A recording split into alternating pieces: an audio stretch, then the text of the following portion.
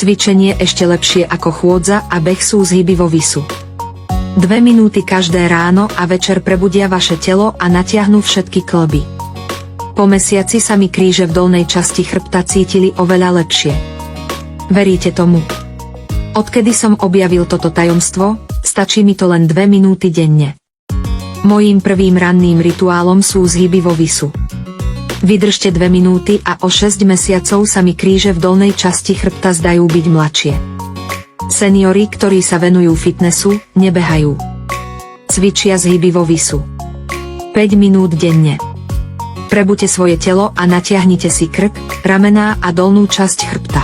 Vis s vystretými rukami znižuje tlak na medzistavcové platničky pomocou vlastnej telesnej hmotnosti.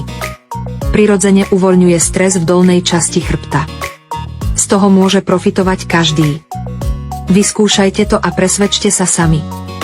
Ak ste ako môj otec a máte slabý úchop alebo silu v rukách, použite asistovaný závesný popruh.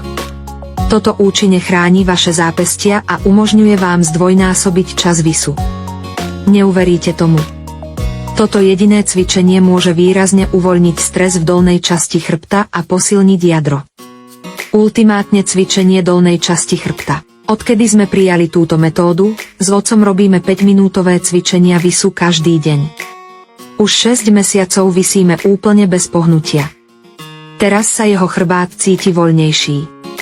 Toto vedecky navrhnuté trakčné stretchingové cvičenie rozširuje medzistavcový priestor, uvoľňuje dolnú časť chrbta a zmierňuje tlakové body. Ak máte, rovnako ako môj otec, slabý úchop a chýba vám sila v rukách, môžete použiť tieto pomocné háky, chrániče zápestí a zdvojnásobiť čas cvičenia pre okamžité výsledky. 2 minúty každé ráno a večer revitalizujú a otvárajú každý klb. Po mesiaci sa váš chrbát cíti ako nový.